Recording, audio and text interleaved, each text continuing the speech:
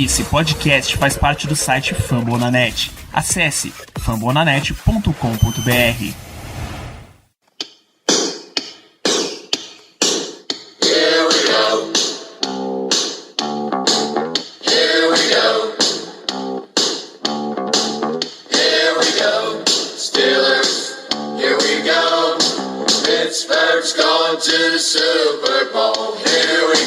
Muito bem, pessoal, estamos começando mais um Black Yellow Brasil Podcast, o episódio 127 desse seu podcast falando para todo o Brasil, direto de fambonanet.com.br, do Spotify, iTunes, Deezer, Google Podcasts, tem um monte de lugar onde você pode ouvir, inclusive de um carrinho de maca que não está funcionando.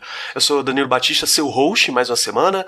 Hoje a gente vai falar dessa nossa partida contra o Baltimore Ravens na semana 5, e para fazer esse programa é óbvio que eu não estou sozinho, tenho a presença do nosso grande editor, o melhor editor do Brasil, Germano. Boa noite, Germano. Boa noite, Danilo, boa noite, Ricardo, boa noite, ouvintes. Infelizmente estamos aqui de novo para gravar o podcast após uma derrota, mas não foi tudo de ruim não, ainda mais diante das circunstâncias do jogo, então vamos que vamos. Tenho também a presença aqui do nosso glorioso chefe Ricardo Rezende. Muito boa noite, Ricardo.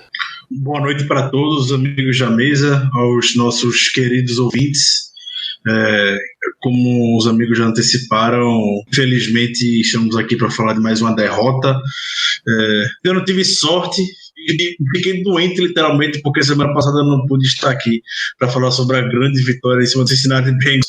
Então, para mim até agora é só falar sobre derrota e é óbvio que ninguém gosta disso. Mas vamos lá, eu queria ser good vibes que nem o Germano versão Dalai Lama, tá? Tá de parabéns o Germano de manter a mente sã diante do que a gente tá vendo. E vamos lá, aqui o podcast e o Twitter acabam sendo grandes canais para a gente poder compartilhar com um amigo torcedor, amigo ouvinte, as frustrações com esse time. É isso, nós vamos passar e provavelmente você, amigo ouvinte, também vai sentir esse grande momento de terapia para falar sobre o Pittsburgh Steelers. Então, nosso foco principal do episódio de hoje é o jogo, claro, mas eu gostaria de começar com novidades do grande lance da semana, que foi a lesão de Mason Rudolph.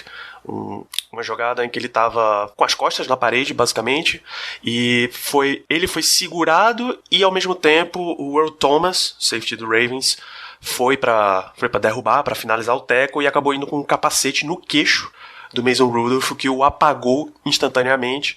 E aí toda uma polêmica de carrinho não funciona, ele sai andando, concussão, não teve concussão, apagou. Uma série de filmes passam na memória do torcedor dos Steelers, mas enfim, eu queria novidades. Qual é a situação atual de Mason Rudolph? Lembrando que a gente está gravando na terça-feira à noite, então não tem nem tempo para ele, por exemplo, sair de um protocolo de concussão. Mas o que é que está acontecendo com ele nesse momento? Como você bem falou, Danilo, o Mason Rudolph claramente está num protocolo de concussão após a pancada no jogo de domingo. Apesar da gravidade das imagens, foi algo realmente muito, mas muito forte, uma das cenas mais tenebrosas que já vi no jogo de futebol americano, o modo como ele caiu, o modo como o pessoal chegou ao redor dele, desesperado. Enfim, ele foi liberado no próprio domingo do hospital para casa, estava bem. Na segunda-feira, os jornalistas já falaram que viram o Rudolph bem, andando, confiante, animado, sorrindo, fazendo piada no vestiário do Steelers. Como parte do protocolo de concussão, o jogador ele não pode dar entrevistas até que seja totalmente liberado. A gente sabe que eventuais sintomas de uma concussão geralmente aparecem dias seguintes ao ocorrido, então ele está sendo constantemente monitorado e eu acredito, você falou muito bem, não há uma expectativa dele jogar no domingo. O Steelers já está preparando o Devlin Rodgers para ser o titular contra o Chargers. Em compensação, há certo otimismo com relação à volta do Rudolph após a bye week. Então é o Chargers, bye week, e depois é o Monday Night Football ainda contra o Miami Dolphins. Concussão é uma coisa que a gente não controla, é a cabeça do cara. Não tem aquele gel mágico que você lesão muscular ou algo do tipo pudesse. Quando mexe a cabeça do ser humano é algo que a gente não tem como controlar. Tem jogador que passa uma semana no protocolo de concussão, outro jogador que perde um ano no protocolo de concussão. A gente torce para que não venha acontecer isso, não acho que vá também acontecer de ficar muito tempo fora, mas se preparar domingo já para ver o Devlin Rodgers e ficar continuando na torcida que a recuperação do Mason Rudolph seja a melhor possível. A gente sabe que, obviamente, o Steelers já está numa situação de quarterback 3, dificilmente vai trazer algum nome veterano conhecido de fora. Já houve algum movimento para se prevenir caso o Mason Rudolph não fique liberado no sentido de quarterback reserva? A gente já tinha Paxton Lynch no nosso practice squad, mas ele e um outro quarterback que o nome obviamente me falha agora, porque quarterback 5, você tá de sacanagem também. É aquele rapaz que foi trazido só para emular o Lamar Jackson nos treinamentos. A gente já promoveu alguém para a equipe principal para fazer essa substituição e ter um reserva para domingo ou vamos esperar mesmo? Ainda não foi feita nenhuma movimentação. É natural que a qualquer momento o Paxton Lynch venha a ser promovido para o roster principal e seu backup no domingo. Quanto ao outro rapaz que seria o teórico QB5, o Aaron Christ, ele já foi devidamente dispensado após prestar os seus serviços como cover de Lamar Jackson nos treinos por uma semana. Então, é engraçado o mundo da NFL dá voltas, como o Chris Bortles, emissário da ESPN, comentou no Twitter.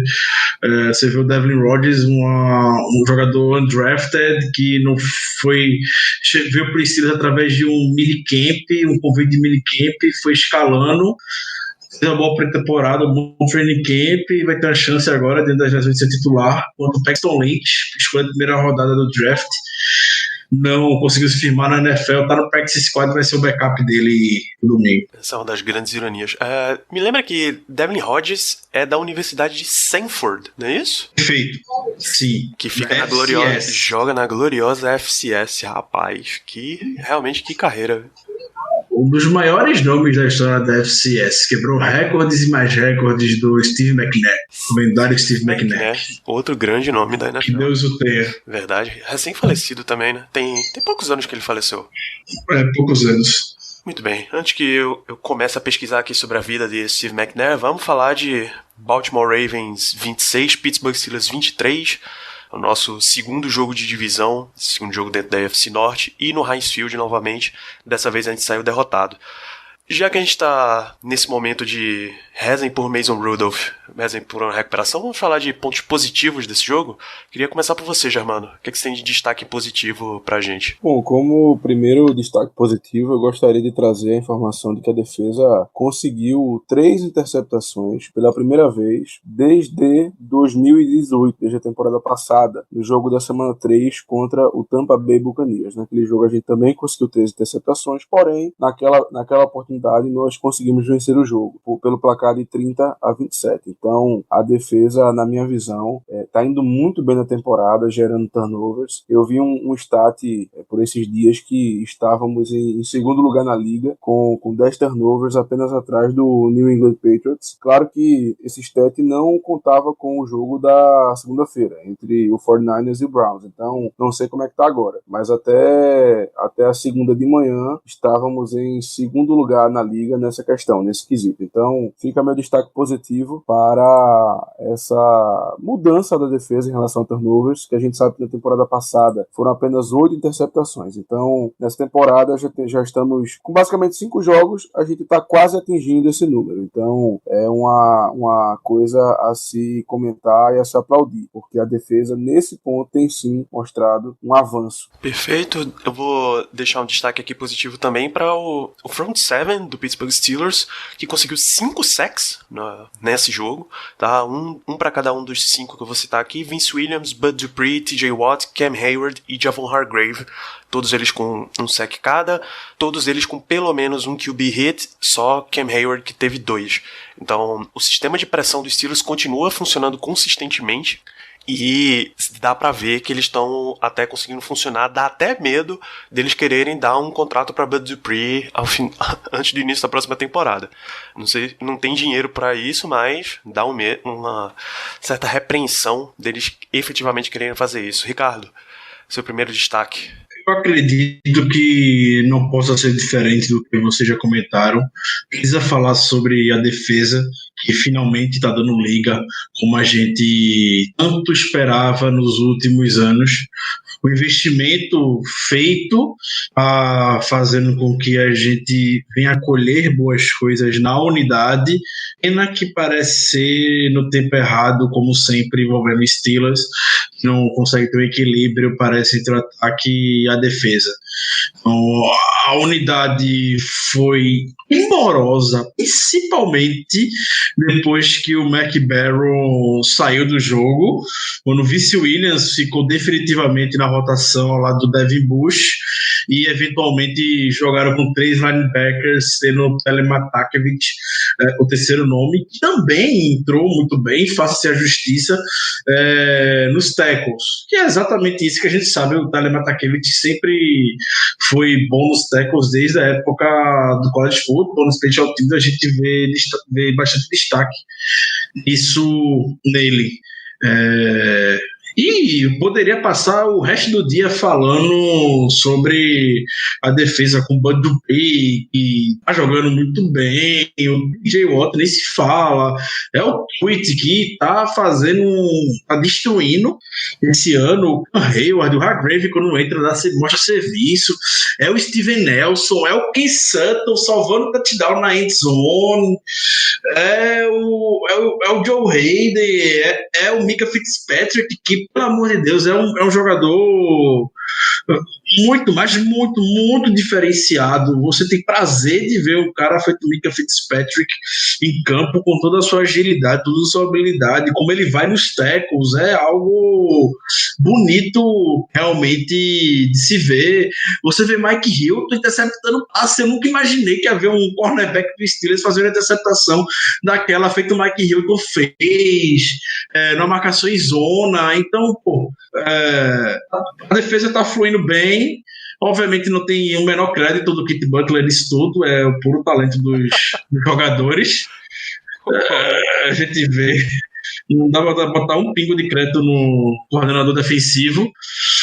E a gente vai viver desses lances assim nessa temporada. Vai ficar comemorando a mega interceptação do Devin Bush, que foi espetacular a interceptação do Devin Bush.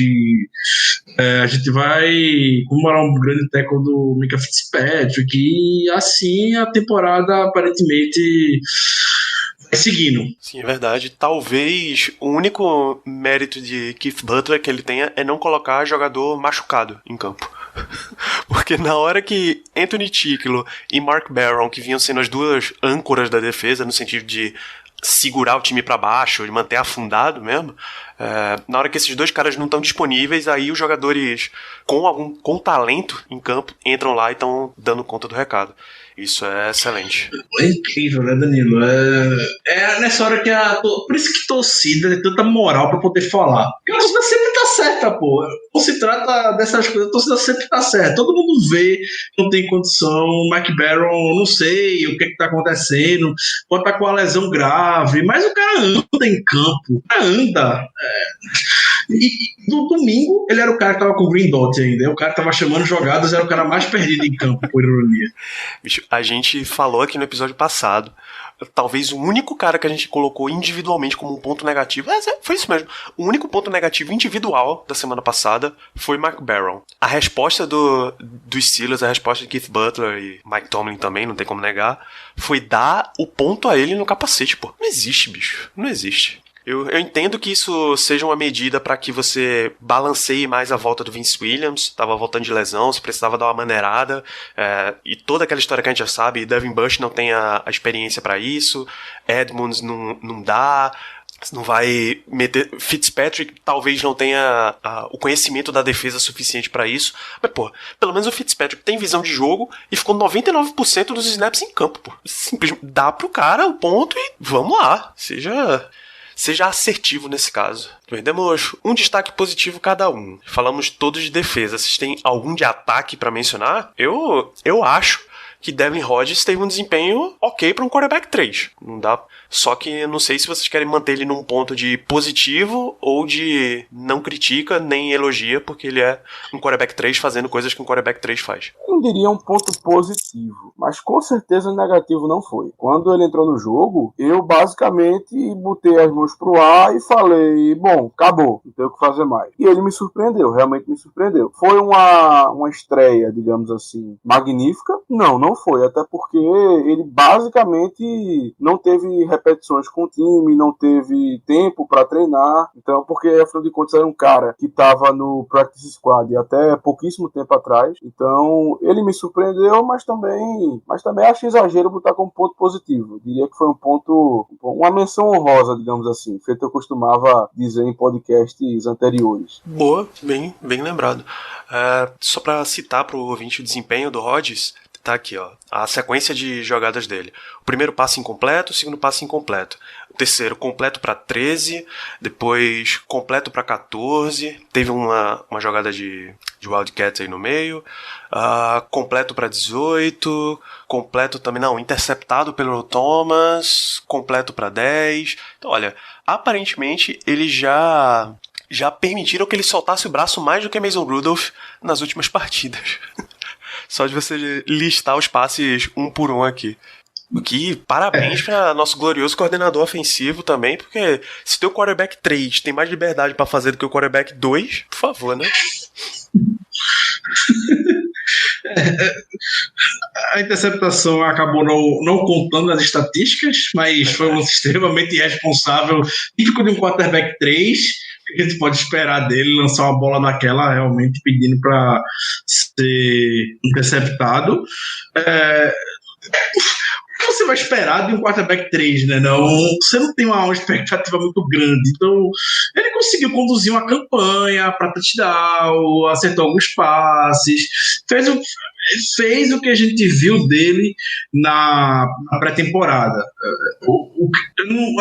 Eu vou manter como o Germano falou, deixar ele como uma menção honrosa, mas um ponto que me chamou a atenção do Devlin Hodges foi uma declaração do Mike Pizzuta, que trabalha no Steelers, contribui para o set do Steelers. O Mike Pizzuta falando que era um consenso ao final da pré-temporada que Devlin Hodges era um quarterback melhor do que Josh Dobbs. Mesmo assim, o Steelers preferiu manter o Dobbs no elenco e dispensar o Devlin Hodges. E o mundo dá voltas, o Dobbs foi trocado, o Rodgers voltou de imediato e agora está aí para ter a nossa esperança no domingo. Então vale ser uma menção honrosa para ele. No ataque, eu queria sim dar um breve destaque a um jogador que a gente já sabe totalmente da capacidade dele, mas quando você vê-lo mais no detalhe, é algo que realmente impressiona como ele é bom, e que é o David DeCastro. É incrível, o DeCastro é muito bom. Ele caminha a passos intermediários, passos moderados, podemos dizer, a figurar entre um dos maiores jogadores da posição na história dos Steelers. Falta, obviamente, um título para poder coroar ainda mais o jogador, mas ele é muito diferenciado dentro da NFL na posição de guarda.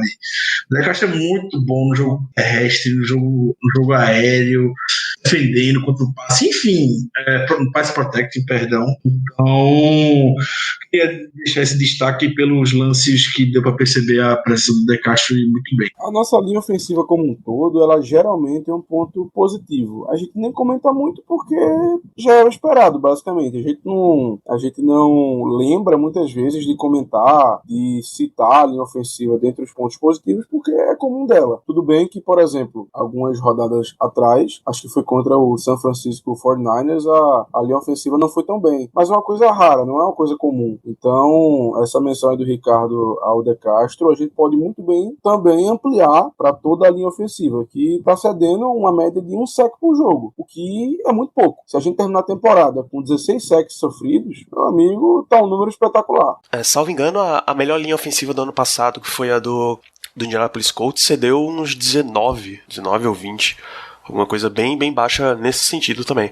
Foi um desempenho excelente. Esse jogo só teve um sack do Pernell McPhee e mais 3 QB hits, o que é um número excelente mesmo. Você falando agora, Danilo, me lembrou que eu iria complementar a sua fala acerca da defesa, do desempenho no pass rush. A gente só não teve um desempenho melhor porque o Lamar Jackson é simplesmente muito liso. É impressionante o quão liso ele é. No primeiro tempo mesmo, no primeiro quarto, inclusive, o Tweet tinha tudo para anotar um sec em cima do Lamar Jackson e ele, não sei o que aconteceu, ele fez uma mágica ali que ele conseguiu se safar e continuar a jogada. Mas se fosse um quarterback normal, a equipe tinha novamente chegado perto dos 8 sacks no jogo, com certeza. Rapaz, eu assisti Ravens e Chiefs, acho que tem umas 2 semanas, e o Lamar Jackson tava deixando os caras sem pai nem mãe, velho. Cada drible desmoralizador. O moleque é liso, é muito liso.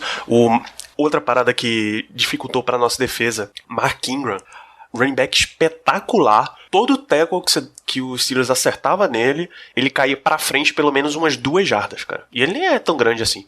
Mas impressionante. Era sempre, sei lá, 2ª pra 5. O time conseguiu parar ele pra 1 jarda de avanço, ele caía pra frente e ganhava mais 2. É realmente um running back espetacular. Tá merecendo todos os louros que tá ganhando lá no Ravens, apesar de só ter tido 44 jardas avançadas. O que é outro ponto positivo da nossa defesa, a gente conseguiu segurar razoavelmente bem o jogo corrido do Ravens. O Lamar Jackson avançou 70 jardas, o Mark Ingram 44, e aí Gus Edwards 17, Justice Hill 7. Realmente a defesa dos Steelers tem funcionado bastante bem e voltou a aparecer nesse jogo.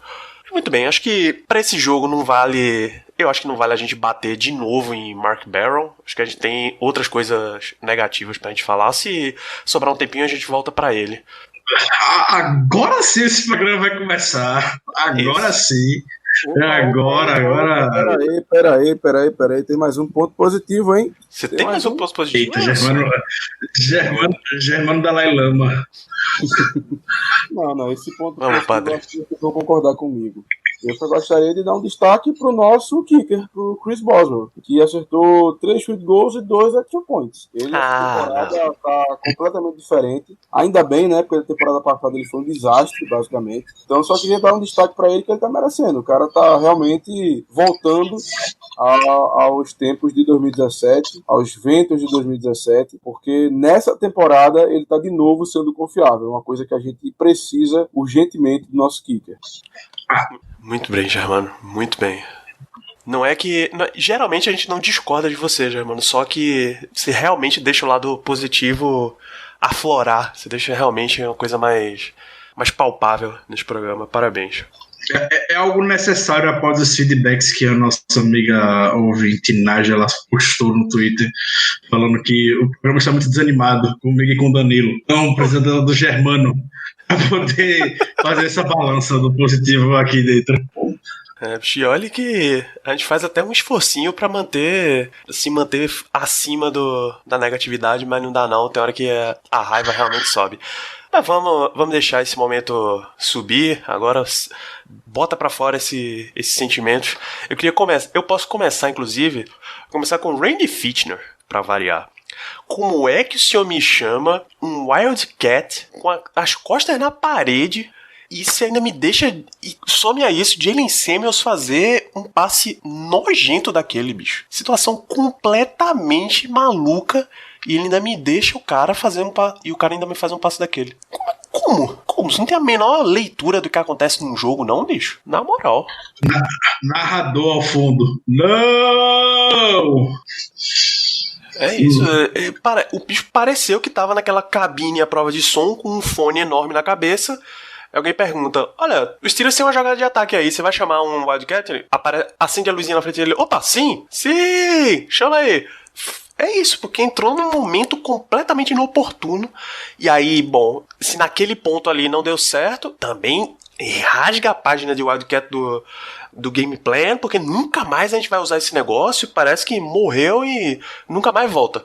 Se não fosse Mason Rudolph ter saído, eu acho que ele não ia usar mais vez nenhuma do jogo. Ele com certeza escutou o nosso podcast elogiando as chamadas ofensivas no jogo contra o Bengals e Enfim, aquilo ali subiu pra cabeça, ele ficou se achando e resolveu fazer uma graçola, que deu totalmente errado. O pior é que na hora do lance, eu jurava que ia ser uma jogada inteligentíssima por parte do Jaylen Samuels. Eu achei que ele ia jogar a bola fora. Eu já tava quase aplaudindo, mas infelizmente deu no que deu. Inclusive, algumas pessoas chegaram até a falar do James Washington no lance, dizendo que a culpa também poderia ser dele, mas eu discordo. Ali naquela jogada, na rota dele, o próprio defensor dos Ravens já o deslocou, então ele basicamente nem teve tempo de correr a rota certa, de correr a rota até o final. E aí naquela situação, ou o Samuel joga a bola fora ou sai pela lateral. A única coisa que ele não poderia ter feito era lançar a bola, mas deu no que deu, né?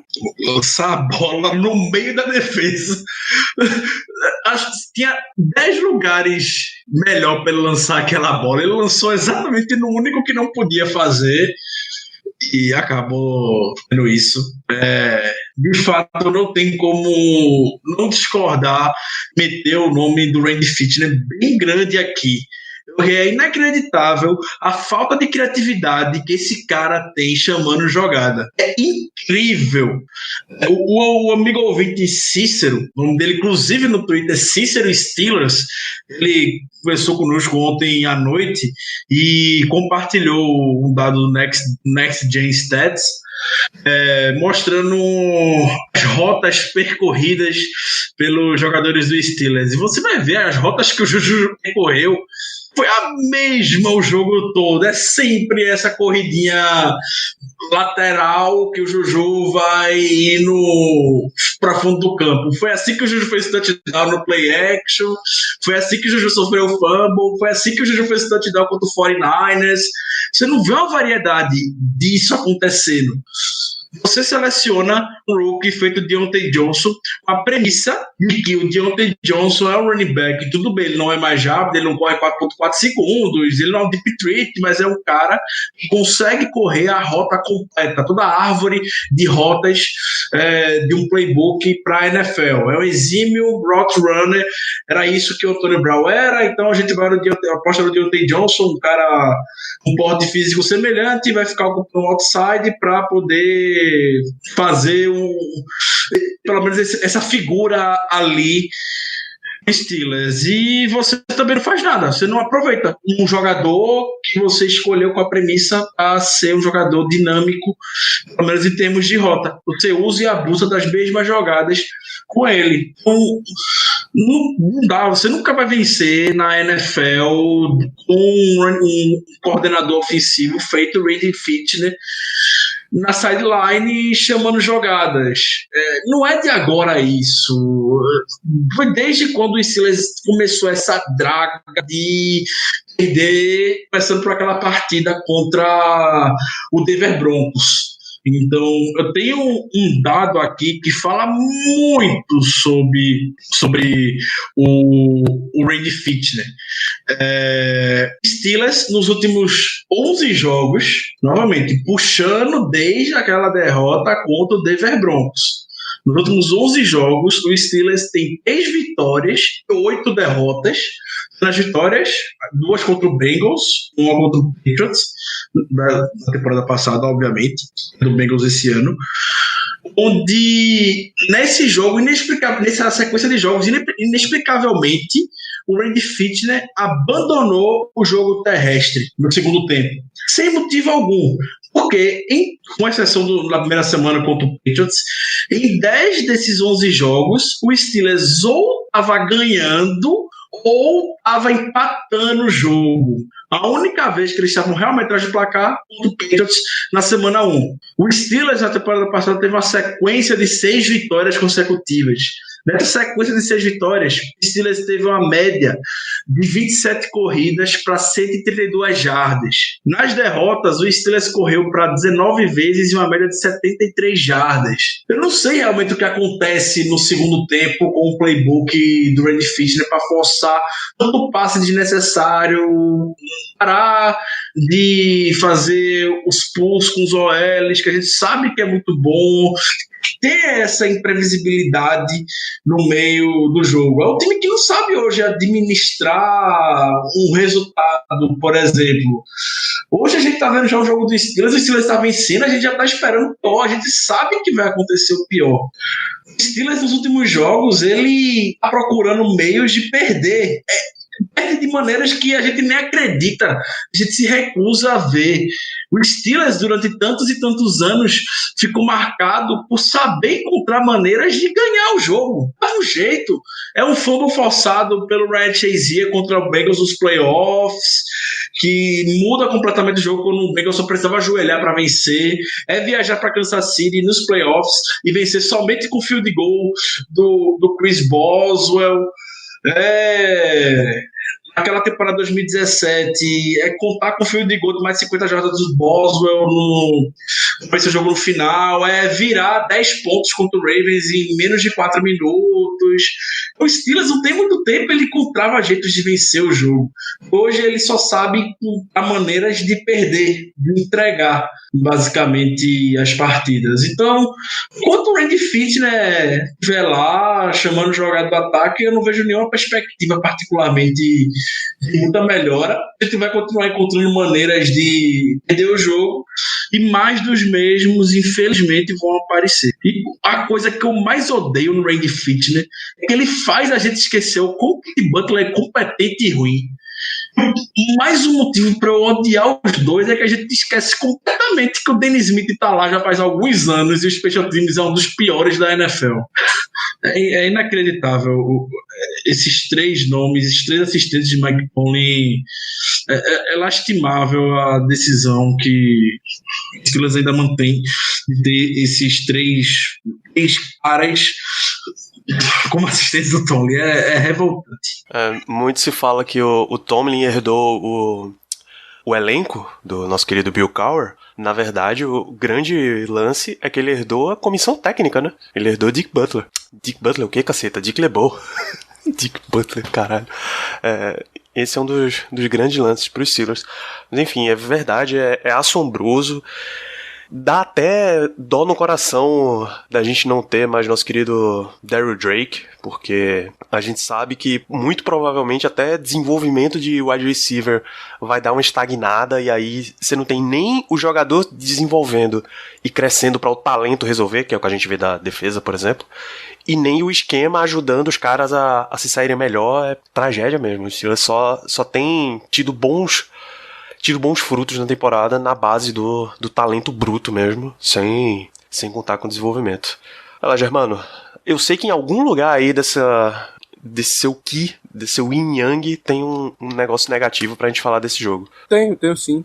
Primeiro eu gostaria apenas de dar um fun fact, um fato engraçado, um fato interessante acerca desse jogo. A gente, com razão, meteu o pau na decisão do Butler, ou melhor, do Butler. É porque os dois são tão ruins que a gente confunde um com o outro. Na decisão do Fichtner de chamar um passe em Wildcat quando a gente estava na nossa própria red zone. Então, metemos bastante pau nisso. Mas por incrível que pareça, o Jalen Samuels, que tentou aquele único passe no jogo, terminou a partida com um quarterback rating maior do que o Baker Mayfield no Monday Night Football. O Samuels terminou com caralho, bicho. QBR, um quarterback rating de 16,7. E o Mayfield teve um quarterback rating de 13,4.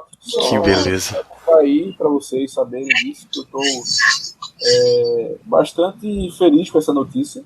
Não mais que o Caio, tenho certeza, que dá aquelas gaitadas maravilhosas dele toda vez que o Mayfield lança uma interceptação. Então, só para deixar isso no ar. E quanto a ponto positivo do nosso jogo, ou melhor, ponto negativo do nosso jogo, eu vou destacar uma coisa assim que na hora eu reclamei, que no final do jogo talvez tenha ficado um pouco no esquecimento, mas que agora me veio à tona. Quando o Mike Hilton interceptou o Lamar Jackson no final do primeiro tempo, nós pegamos a bola basicamente na red zone dos Ravens. Ravens. E teve um lance, acredito eu que foi um passe, no qual nós completamos dentro de campo. E em vez de pedir tempo, o Tomlin decidiu deixar o relógio correr, deixar nosso ataque tentar se alinhar, e por causa disso nós perdemos cerca de 13 a 15 segundos. Tempo esse que nos custou bastante ao final desse quarto, porque a gente teve que se contentar apenas com o field goal em vez de ter mais uma chance de lançar a bola na end zone. Então, talvez esse erro aí do Tomlin tenha nos custado o jogo. Então fica aí esse ponto negativo. O clock management do Tomlin no final do primeiro tempo. Bem interessante. Talvez a gente é obrigado a citar como ponto negativo desse jogo o que basicamente arrancou a vitória das mãos dos Steelers, né? Que foram os fumbles. Na verdade, o fumble de Juju Smith-Schuster na prorrogação. É obrigado a gente falar disso. É obrigado. A gente não chega ao ponto de uma parte da torcida dizendo que acabou, pode trocar, manda embora porque não serve mais. Até porque se nesse momento foi ruim com ele, muito pior é sem ele. Tá? Mas não dá pra passar a mão na cabeça do jogador que cede um fumble nesse momento. Ainda mais quando não é a primeira vez, né? Exatamente. Não tem muito tempo e felizmente sofreu um fumble no final do jogo contra o Saints e que acabou sacramentando nossa derrota. O Juju é o mesmo caso de James Conner. Ninguém vai pedir, como o Danilo falou, para mandar embora. Obviamente não, isso aí fica para a torcida alternativa que vai sempre cair em qualquer coisa que aconteça no Steelers. Mas, obviamente, precisa ser cobrado. Precisa. Não dá pra gente chegar e ficar, como o Daniel bem falou, alisando, encontrar justificativa. A gente tem que se prender aos fatos. Os fatos são: Juju e James Conner juntos sofreram 5 fumbles que foram cruciais para derrotas do Steelers. Então, tem que se fazer um trabalho muito forte com eles. Eu já comentei várias vezes aqui a história do Mike Tomlin, que ficou muito famosa na NFL, que foi com o Rashad Mendenhall, o Tony mandava o Rashad Mendenhall dormir com a bola. Para muito o Rashad Mendenhall ir, a bola estava grudada nele. Treinamento olha de Tsubasa. Tá na hora disso a gente voltar. Muita gente fala do mérito do Marlon Humphrey para socar a bola, foi certeiro, realmente. Foi uma grande jogada dele. Nunca vai se tirar o mérito de um defensive back que consegue fazer uma jogada daquela. Mas vai ser sempre esse o objetivo de qualquer defensor. Ele vai chegar um punho para poder socar essa bola e forçar o fumble. No próprio jogo, a gente teve um momento desse com o Deontay Johnson. Sorte que a bola, nesse caso, acabou indo para a sideline, acabou saindo de campo, se manteve conosco. Mas o Juju, a gente não teve essa sorte. E o Marlon Humphrey fez um lance igualzinho no Juju no touchdown, sendo que o Juju conseguiu quebrar o tackle e seguir em frente. Na prorrogação, no grande momento do jogo, ele acabou não agarrando a bola. Teve o fumble e paciência. Engolir isso que aconteceu e rezar. Na verdade, eu sei que isso não vai acontecer. Eu sei que o Juju só teve 2 fumbles na carreira. A gente vai comparar com outros wide receivers da história da NFL, dos Steelers, na verdade, e vão ver números bem discrepantes. Vão ver uma diferença muito grande do tipo Santonio Holmes com 10 fumbles, se não me engano. Lee Swan, 14, eu não lembro agora exatamente quantos, alguém compartilhou esse dado pela TL, mas eram números assim muito grandes, muito gritantes, de jogadores na segunda temporada, na terceira temporada, na verdade, com sofridos. Ricardo, mas a do Juju é que são eu achei o número exato aqui, deixa eu te passar, em uma ordem mais ou menos crescente. Aliás, em ordem de fama, na verdade, Lynn Swann teve 9, Hines Ward são 3, Plexico Burress 4, Anton Randall 14, Santonio Holmes 11, Mike Wallace 3, Emmanuel Sanders 5, Antonio Brown 5. e Louis Lips teve 15. Isso são nas primeiras 3 temporadas como um Steeler, tá? Não é da carreira inteira. Juju teve 2. Vale destacar que tem jogadores aí que retornaram fumble, kickoff, e eventualmente tinham uma possibilidade maior, podemos dizer, tá sofrendo fumbles, como era o caso do Anton Randall, que tem um número bem discrepante, por exemplo. Era um retornador. Mas enfim, os 2 fumbles do Juju acabaram gerando como consequência uma derrota, porque foi no momento mais decisivo do jogo. Não tem como ele não chamar atenção, entendeu? Eu continuo amando o Juju, eu tenho camisa do Juju, não é caso de morte ao Juju, nunca.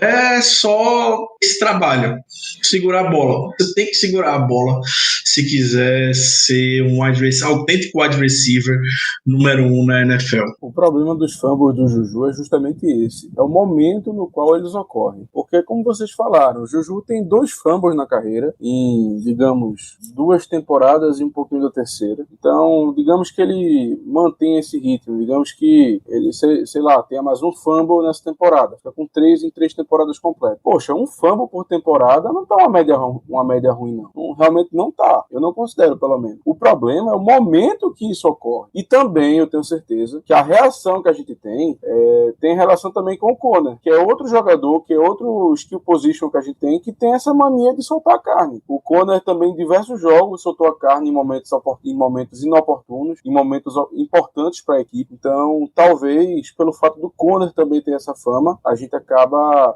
pegando um pouco mais pesado com o Juju. Então, fica aí esse questionamento. Se essa crítica, ela não está sendo exagerada por tudo que eu falei, ou se ela realmente é justa. Pois é, bom, ficaremos de olho. O que a gente espera desse caso inteiro é que seja um momento para abrir os olhos que precisa ter um trabalho específico contra fumble nos skill players dos Steelers. Todo mundo, em qualquer lugar do mundo, espera que o seu ataque tenha uma queda quando você perde jogadores como Le'Veon Bell, como Antonio Brown, ou se você for um pouquinho mais para trás, como o próprio Martavis Bryant, era importante para os Steelers. Na temporada atual, o próprio Big Ben Roethlisberger. Todo mundo espera que você tenha uma queda. Não é possível que você vá se manter um titã do ataque, sendo essas perdas enormes. Mas o desempenho estava lá e esses momentos específicos estão gerando derrota. Se Juju tiver um fumble por temporada, mas todos esses fumbles gerarem derrotas diretamente. Se James Conner tiver 1 ou 2 fumbles por temporada e daí vierem 2 derrotas, a tua margem de erro começa a ficar muito curta. A gente sabe que a NFL se decide se você é um time bom ou um time ruim nos jogos apertados. A maior parte dos jogos é 50-50 de probabilidade. Você tem uma boa campanha quando você consegue vencer vários desses jogos. Você tem uma campanha ruim quando você perde vários desses jogos. Então, esse trato fino, assim, é que você precisa dar uma melhorada. Essa sintonia fina precisa ser amplificada. E fazendo só um parênteses, Danilo, com o que você comentou, o mesmo vale a jogadores que estão buscando sua posição, seu lugar, o sol na NFL, aparecer com grandes lances que vão ficar imortalizados ou algo do tipo. Eu lembro, quem não lembra, na verdade, quem acompanhou, obviamente, o início da carreira do próprio Antonio Brown no Steelers, como é que foi? Como é que o Antonio Brown foi surgindo aos poucos, entendeu? Ele começou a aparecer em grandes jogos, fazendo uma jogada aqui, uma jogada lá. Quem não lembra os playoffs, os Divisional Playoffs de 2010, contra o Ravens, uma terceira para meio quilômetro, o Big Ben mandando uma bomba e o Antonio Brown fazendo uma recepção com capacete. Absolutamente quase ninguém na NFL sabia que era Antonio Brown na época. E assim ele foi ganhando um eventual espaço e teve temporadas absurdas no Steelers. O mesmo já valeu para jogadores que estão do outro lado, entendeu? Então, é um grande jogador que a gente tem alta expectativa aí, por conta de lances decisivos no final, mas que sejam poucos. É rápido. Dói falar isso, mas vamos realmente. Eu tenho plena certeza disso, que a gente não vai ter outro problema com o Juju e com o Conner também, soltando a carne em momentos decisivos do jogo. Então falamos de Randy Fitchner, falamos dos fumbles, Vocês querem dedicar algum tempo a Mark Barron ou podemos seguir com a nossa vida, passar pra frente? Já me estressei demais hoje pra falar de Mark Barron. Eu também acho que não vale a pena não. Germano? Não, né? Rapaz, eu só ia comentar que até eu não consigo pensar em nada de positivo pra falar do Mark Barron, sinceramente. Então, esse é o diagnóstico perfeito para a situação de Mark Barron. Vamos lá, a gente tá gravando na terça-feira, como essa é uma semana normal dos Steelers, ou seja, jogamos em um domingo, voltamos a jogar no domingo, tivemos a famigerada Tomlin Tuesday. O que é que a gente tem de novidade pelo nosso glorioso head coach? Hoje a Tomlin Tuesday estava recheada de expectativas, naturalmente pelo momento que a equipe vive, pela situação do Mason Rudolph, que o Tony já havia informado após o jogo de domingo que traria mais atualizações na coletiva de hoje, terça-feira, e como a gente falou no início do programa, veio informando que o Mason Rudolph está bem, não tem maiores detalhes a respeito da recuperação dele e que o jogador está no protocolo de concussão, no final, sem maiores informações. O Tony, ele trouxe péssimas notícias, terríveis notícias, notícias que são desastrosas, notícias que a gente pensa que não pode piorar a vida do Steelers, mas piora. É inacreditável. Por exemplo, o fundo do poço temporal. A gente pensa que já chegou naquela fase onde todo mundo tá treinando com o Steelers virou sinônimo de piada, de chacota na NFL, quando da fase que vive. Pode piorar sim, porque o Tony falou que o Anthony Tickle está recuperado e pode jogar no domingo. Oh, Deus. Infelizmente o Tickle está recuperado.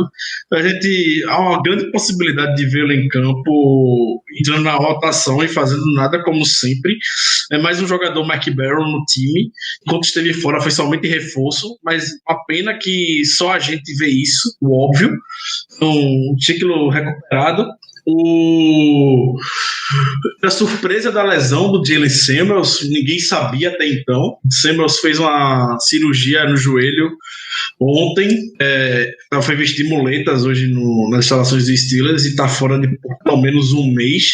Péssima notícia para o depth de running back, porque a gente estava começando a envolver mais o Samuels. A gente sabe que o Samuels é um dos melhores pass catchers desse time, é um dos melhores recebedores, então a gente não vai poder contar ele durante esse terrível mês.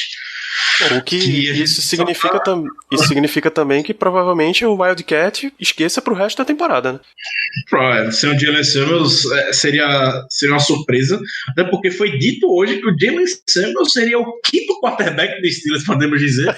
Era um quarterback realmente de emergência. Então, se você é um quarterback e tá no Steelers, a possibilidade de você se machucar é gigantesca. Então, tenha muito cuidado. Quem é aquele insider gordinho dos Steelers? Rapaz, ele deu uma... Mark Kaboly, eu só tava pensando em Mark Madden, que é completamente diferente. Mark Kaboly disse hoje, o Steelers perdeu o quarterback 1, Ben Roethlisberger... Não. Se refira a ele como Fat Boy. Tá bom. Mark Fat Boy. O quarterback 1 caiu lesionado, Ben Roethlisberger. O 2 caiu lesionado, Mason Rudolph. O 3 foi trocado, Joshua Dobbs. E o 5 também tá lesionado, que é Jalen Samuels. A gente tá com o quarterback 4, o Devlin Hodges. E o 6, que é Paxton Lynch. Parabéns aos Steelers. Que situação. Então, agora é Ben Snell Football, que vai eventualmente fazer um revezamento junto ao James Conner. Mais lesões. O James Washington está com a lesão no ombro, foi visto com a tipóia no braço, está questionável para o jogo de domingo.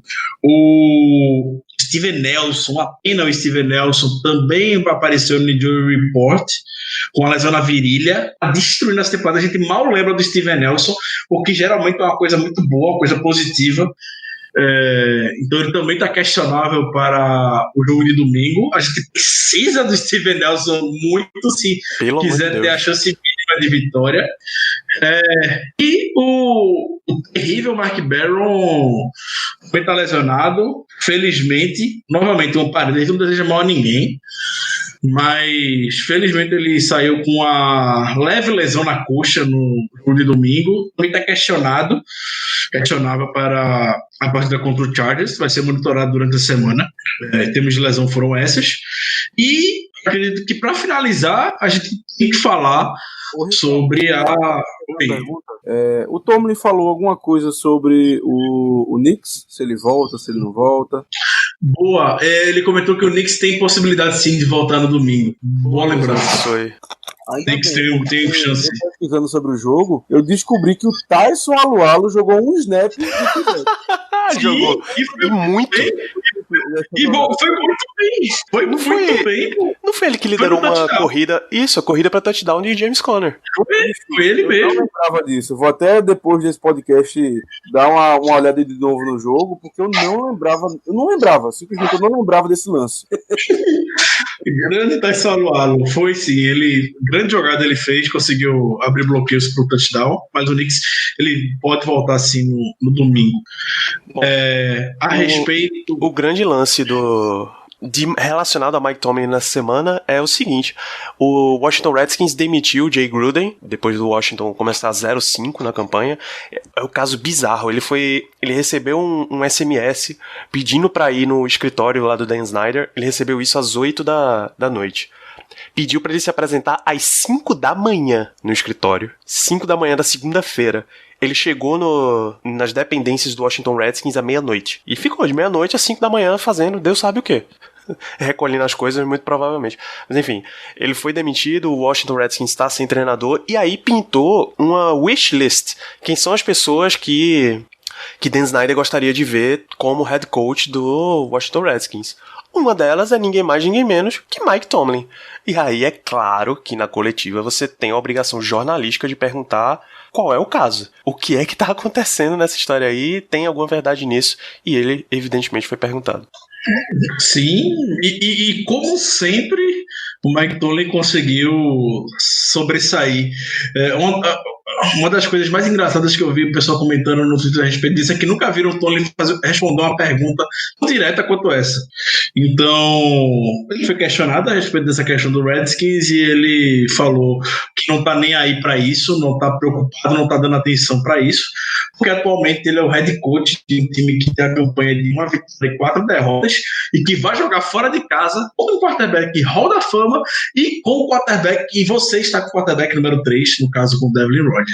E depois ele falou: vocês não acham que eu não tenho mais do que me preocupar? E aí a coletiva foi encerrada, ficou aquele silêncio, aquele olhar do Tomlin bem vivo, olho bem atento para todo mundo.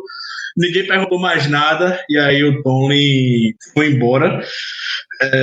Detalhe, essa foi apenas a segunda melhor resposta dele no dia. Ah não, confundi, desculpa, não foi na Tomlin Tuesday não. É porque a melhor resposta dele durante a semana foi quando perguntaram sobre a questão do carrinho na hora de levar o verdade. Pra fora do campo. Sim. Problema. O Mad Tomlin é o melhor Tomlin. Mike Tomlin, por que Mason Rudolph não foi levado no carrinho? Hein? Olha, eu não sei, eu não dirijo o carrinho. E mesmo assim, ele ainda foi mais gentil na resposta do que Bill Belichick. Isso é o que eu admiro bastante nesse nosso treinador, cara. Eu morro abraçado com o Mike Tomlin por qualquer coisa, absolutamente qualquer coisa. Com muito orgulho eu faço parte desse clube. Se você acha que Tomlin deveria ir embora, bicho, você pode vir aqui que a gente vai resolver isso no soco. É isso que eu gostaria de dizer. Muito cuidado. Pode vir. Meu nome é Caio Melo. Meu nome é Caio Melo. Vou passar o endereço aqui. A gente pode resolver isso no soco com a maior tranquilidade do mundo. Vamos lá, vamos avançar aqui para o nosso próximo tópico do programa, próximo bloco, que é efetivamente as perguntas da audiência. Estamos recheados de perguntas. Eu vou, obviamente, dar uma selecionada e algumas perguntas eu vou pedir para vocês respondam rápido, tá? Vamos começar com umas perguntas rápidas. O Roger Cenoura, parabéns pelo seu belo nome. Devin Bush pode substituir Shazier à altura, sim ou não? Sim. Muito bem. Quem escolhe os coordenadores dos Steelers? É a atribuição do head coach, do general manager ou é um acordo? Pergunta do Alan Ray. De forma geral, é um acordo entre o Tomlin e o Kevin Colbert, mas a palavra do Tomlin nessa situação, como vai trabalhar diretamente com ele, vai responder a ele, acaba sendo do head coach. Deixa eu ver se tem mais algum aqui. Diego, essa é bem fácil. Não seria a hora de colocar o Mark Barron na geladeira igual fizeram com o Moncrief? Seria. Gustavo Torres, perdemos pra... Seria. Não, eu discordo. Germano, não acredito. Então, argumente. Fundamente isso, por favor. Não é pra botar na geladeira, é pra fazer igual o Pica-Pau. Botar num barril e jogar nas... A gente joga em Buffalo nessa temporada? A gente recebe o Bills, eu acho. Mas dá pra botar ele dentro do ônibus do Bills na volta, não dá? Fazer igual o guarda nesse episódio do Pica-Pau, que bota num trenózinho e ele vai ali, march!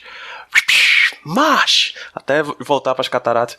Enfim, Juliano Pedroso pergunta: necessidade dos Steelers no draft 2020? Eu juro que a gente não vai responder essa pergunta, Juliano. Tá muito, muito cedo. Tem muito jogo ainda, meu filho. Deixa o draft pra parte do draft, apesar da gente amar assistir e falar tudo relacionado a isso. Dá pra gente draftar um coordenador defensivo? Você pode gastar pix com o coordenador. Não dá ideia, Danilo. Não dá ideia, Danilo. Faz assim, ó. Pega a primeira escolha que o Redskins vai mandar pro Mike Tomlin e aí você dá no coordenador defensivo. Você contrata Bill Belichick pra ser seu coordenador defensivo, tá? Pronto. Segundo o Ed Boucher, isso é uma possibilidade. Total. Nada impede de fazer isso. Bicho, Agora vai fazer. Qual o nome do general manager do 49ers? É John Lynch, lembrei. Se John Lynch ligou pro Patriots pra perguntar sobre Garoppolo. Aí, não, o negócio é... Tá, e Tom Brady? Se alguém perguntou pro Patriots se Tom Brady estava disponível, qualquer coisa pode acontecer, bicho. Não, você já tem. É só você perguntar. Deixa eu ver se tem alguma pergunta mais direta aqui. Fernando Magalhães, com tudo que vem acontecendo no ataque desse time, dá pra pôr a culpa no azar ou é incompetência mesmo? Incompetência. Nunca vi um ataque tão incompetente na minha vida. Em ambos. A gente não pode dizer que não tem azar, porque o Big Ben se machucar e logo em seguida o Mason Rudolph também se machucar, é complicado, né? Não acontece todo dia. Então, claro, tem uma parcela e talvez uma parcela maior de incompetência, mas a gente também tá dando muito azar. Germano, tem uma pergunta aqui de um rapaz que tá tão positivo quanto você. Não, deve ser seu discípulo, não é possível. Alexandre Dinés. Tendo em vista o resto da temporada e a lama que tá a AFC Norte, 6 vitórias no total, 3 são dentro da divisão, e o Ravens lidera com 3 vitórias.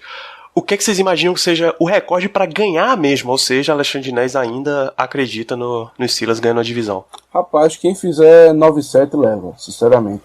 Se bem que os Ravens, estão liderando a divisão agora, né? Eles têm um time bem interessante, um ataque terrestre muito bom, que cansa as defesas dos adversários. E acredito eu que os Ravens vão acabar ganhando a divisão. Mas talvez com 9-7 dê sim pra levar. Vou falar que eu esperava muito mais do Ravens. Pra mim, jogaram... Não, eu não esperava mais, não. Não esperava, não. Eu acho que tá dentro do planejado. Uma pergunta, Danilo, que eu acho que a gente pode fazer bem rapidamente. Diga. Se você permite. Seria pra encerrar mesmo, eu acredito. A gente tava falando sobre trocas envolvendo o técnico e o Bruno Costa, ele perguntou quanto o Redskins precisaria pagar para tirar o negão do time. Menos na escolha de primeira rodada, você não senta para conversar quando se trata de um negócio tem que ser algo tão fantasioso como esse. O processo de contratação de head coach na NFL é uma das coisas mais desgastantes que existe para uma franquia, porque você tem que fechar uma equação quase perfeita entre um cara que conheça do jogo, sabe administrar um elenco, de saber até que ponto o dono do time pode influenciar, até que ponto não pode, o offensive coordinator quem seria, o defensive coordinator quem seria. Enfim, é um processo que é complicado para uma franquia da NFL, e se você quiser queimar vários sinais disso, você vai ter que pagar muito caro. Então a gente puxa na história, duas histórias famosas do Bill Belichick, quando foi pro Patriots, e ele assinou com o Jets, e no dia seguinte o Robert Kraft disse: não, eu quero esse homem aqui. E ele não podia porque já estava com o contrato assinado com o Jets. Aí não, a gente negociou os direitos de assinar com ele. Aí mandou uma escolha de primeira rodada pelo Bill Belichick pro Jets, E o Jets disse, não, agora tranquilo, a gente ganhou a primeira rodada, pode assinar com ele. Assinou o resto da história. E o John Gruden, acho que é a troca mais... acho que uma das 3 trocas mais fantásticas, podemos dizer, entre aspas, na história da NFL, quando o Buccaneers abriu mão de 2 escolhas de primeira rodada e 2 escolhas de segunda rodada para poder trazer o John Gruden do Raiders para o Buccaneers. Então, não é algo muito comum, obviamente, mas já aconteceu. E se o Redskins quiser, vai ter que fazer a mesma coisa, não vai fazer nada agora também, vai ter que esperar o final da temporada. Então, se o Redskins quiser sentar e conversar, o Kevin Colbert só vai atender o telefone se vê uma escolha, no mínimo, isso muito baixo, a escolha de primeira rodada. Não é todo dia que você encontra um head coach feito Mike Tomlin por aí, não. Não à toa ele é desejado pelo Washington Redskins, né? Sim, e por outros 25 times da NFL, que se Mike Tomlin ficasse desempregado, ligaria no dia seguinte. Perfeito. Se ele quisesse ainda trabalhar num caso desse, do Steelers demitir, mole, ele pegava a vaga de volta. Fácil. Mas isso da pergunta, eu não sei nem responder direito, porque é aquela coisa. Troca por técnico não é algo muito comum na NFL. O Ricardo citou bem aí o caso do Belichick, o caso do Gruden, são talvez as 2 referências nesse tipo de coisa. Ambos foram por escolhas de primeira rodada, então acredito eu que seria nessa toada mesmo. Se os Redskins quiserem o Tomlin, acredito eu que, primeiro, a gente não teria interesse em trocá-lo, mas se os Redskins realmente baterem um pé nisso, o Colbert só atende o telefone com uma primeira rodada, pelo menos uma primeira rodada em jogo. Perfeito. Então, deixa eu só mencionar alguns ouvintes que mandaram perguntas que a gente efetivamente vai ter que pular. Pergunta de sim ou não. Leonardo Fitzpatrick. Jay Gruden seria o bom nome para coordenador ofensivo? Sim! Muito bem. O Matheus, campanha 1-15 é a única maneira desses coordenadores saírem. Tá certo? Eu digo que não. Tem outras formas. Muito bem. Rafael, dá pra tirar alguma coisa positiva? Dá pra tirar alguma coisa positiva desses 5 jogos dos Steelers? Você não tá ouvindo o podcast não, meu jovem? Rapaz, tá difícil. Escute a palavra de Germano. Dá pra tirar coisas positivas desses 5 jogos dos Steelers? Sim! Muito bem, então é isso. Vamos fechando o nosso bloco, vamos encaminhar pro momento final do programa.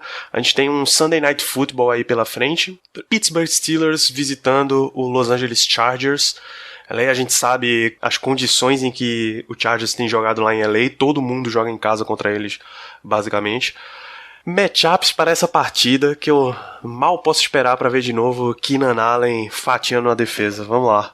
Germano, matchup pro jogo e as suas considerações finais. Bom, primeiro matchup pro jogo vai ser 2 times que estão adorando ter lesões, né? Os Chargers de várias temporadas pra cá, toda vez eles basicamente têm metade do time de fora por lesão, e nessa temporada acredito eu que essa urucubaca tá passando um pouco pra gente. Então o primeiro matchup é isso aí, é ver quem vai ter mais lesão durante o jogo, que vai ser uma disputa de peso nesse sentido. Mas falando sério, os Chargers, eles estão no top 5 da NFL em jardas aéreas. Eu não tô com o número agora de cabeça, mas é mais do que 1.400. Então, estão no top 5, número 5, se eu não estou enganado. Então, meu matchup vai para o jogo aéreo dos Chargers contra a nossa secundária, que tem melhorado bastante. Vamos ver se a defesa continua conseguindo as interceptações. Vamos ver se a gente consegue segurar esse ataque aéreo dos Chargers, porque a defesa tá jogando demais, tá jogando bastante. Mas para a gente conseguir essa vitória no domingo, no Sunday Night, a gente vai precisar de uma performance muito boa, uma performance realmente muito acima da média da defesa, para que a gente tenha qualquer tipo de chance de vitória. E quanto a considerações finais, eu gostaria apenas de destacar que o pessoal brinca dizendo que eu sou good vibes, que eu sou o Dalai Lama e tal, mas eu acho que aí, essa temporada a gente vai ter que encarar desse modo. Não vale a pena a gente ficar se estressando, eu sei que acontece, eu fico estressado, mas deixa para se estressar quando realmente tá valendo alguma coisa, porque a gente sabe que numa temporada sem o Big Ben, a chance da gente chegar em playoff, a chance da gente ter um recorde positivo é muito pequena. Então, o conselho que eu dou para os ouvintes é de tentar aproveitar ao máximo essa temporada, tentar não se estressar muito com o time, prestar atenção no Mason Rudolph, prestar atenção na defesa, no Fitzpatrick, no Devin Bush, os nomes novos da defesa, porque realmente se estressar com o time porque ele tá perdendo, para essa temporada eu acho que não vale tanto a pena. Eu acho que essas derrotas que a gente tá tendo não vão importar tanto, não vão ter tanta importância quanto se a gente estivesse com o Big Ben no comando da equipe. Então vamos tentar relaxar um pouco mais e ver no que dá. Meu conselho aí pros ouvintes. Então, Ricardo Rezende, as suas palavras finais. Olha ele aí, ó. Então, meu matchup vai ficar para o pass rush do Chargers contra a linha ofensiva do Steelers. A gente vai estar jogando muito provavelmente com o quarterback rookie undrafted, que é o Devlin Rodgers, nosso terceiro quarterback, contra um bom pass rush que é o do Los Angeles Chargers. Então é esperado que vão mandar vida atrás do nosso jogador, do nosso quarterback, para poder forçar erros e tudo mais. Então, mais do que nunca, a nossa OL vai ter que repetir um bom jogo que já tiveram contra o Ravens. E se a gente tiver outro grande dia do irmão Bolsa, que a gente já não conseguiu contê-lo muito bem contra o 49ers. Então, se o Joey, neste domingo, tiver metade do sucesso que o irmão dele teve contra nós, já é algo para se pensar e se preocupar bastante. Minhas considerações finais vão ficar em outro desabafo que eu realmente preciso fazer a respeito do nível de arbitragem que a NFL tem hoje, que tá vergonhosa, tá atingindo níveis que a gente nunca chegou a ver. E quando digo a gente nunca chegou a ver, eu me refiro à arbitragem profissional, não, entre aspas, os estagiários que mandaram algumas temporadas atrás. O Al Riveron faz um trabalho terrível, péssimo na direção desses árbitros, péssimo trabalho. A NFL hoje não tem um critério para nada, não tem um padrão, lances iguais acontecem em jogos diferentes e tem interpretações, tem marcações que são diferentes também. Então teve a falta do Ola, que não foi falta em cima do Lamar Jackson, que eles marcaram o Rough the Passer, e a gente vai achar um lance desse igualzinho em todos os demais jogos da NFL, onde não vão ser marcados, mas o nosso foi apitado. Lance do fumble do Juju, que foi fumble, mas no jogo entre 49ers e Browns teve um lance igual e não foi apitado fumble. Enfim, não tem um critério hoje na NFL e parece que quanto mais a gente dá poder para eles no sentido das ferramentas mesmo de poder rever jogadas, como é o caso do pass interference, as coisas ficam piores e fica evidentemente quanto a arbitragem é ruim. Então, o Roger Goodell precisa, para ontem, já está atrasado em rever o chefe da arbitragem hoje, se ele quiser manter a NFL como um produto de entretenimento e um dos negócios mais bilionários do mundo. Pode soar como exagero, mas é a sensação que passa hoje quando você vê esses árbitros em campo. No mais, um grande abraço e obrigado por terem ouvido mais esse programa. Então é isso, amigo ouvinte. Eu acho que um outro ponto que os Steelers têm que prestar bastante atenção, o jogo corrido do Chargers, porque Austin Ekeler vem tendo uma temporada excelente e além dele o Melvin Gordon eles estão querendo voltar, trazer ele de volta para a temporada, já que acabou o holdout. Claro que ele ia acabar o holdout antes de enfrentar os Steelers, porque é assim que funciona sempre. Então, tem que tomar cuidado com esse jogo corrido do Chargers. A variedade de jogadas que eles usam é excelente. Então, fechamos o programa. Você, amigo ouvinte, fica aguardando que o Steelers vai jogar o Sunday Night Football contra o Chargers, quando eu imagino que os executivos da NBC tenham botado a mão na cabeça e gritado quando viram Mason Rudolph também caindo em campo, porque um Sunday Night Football com um quarterback 3, o Steelers sendo liderado pelo quarterback 3, Devin Rodgers, é bem difícil de você manter, é bem difícil de você vender um jogo como esse. Mas estaremos lá, tem transmissão da ESPN como em todo prime time, e voltaremos na semana que vem para falar sobre esse jogo. Enquanto isso, qual é a sua missão? Recomende o Black Yellow Brasil, o podcast, o Twitter, o Instagram, para mais amigos torcedores. Eu sei que você conhece algumas pessoas que curtem os Steelers, curtem futebol americano e ainda não conhecem o nosso trabalho por aqui. Segue lá no Spotify, dê suas 5 estrelas e um comentário gentil e sincero no iTunes. Faça com que efetivamente a gente chegue para mais pessoas. Nos vemos na próxima semana para falar do jogo desse Sunday Night Football. Até lá, meus amigos, um grande abraço. Yeah, you know what it is. Black and yellow, black and yellow, black and yellow, black and yellow. Yeah, you know what it is. Black and yellow, black and yellow, black and yellow, black and yellow. Yeah.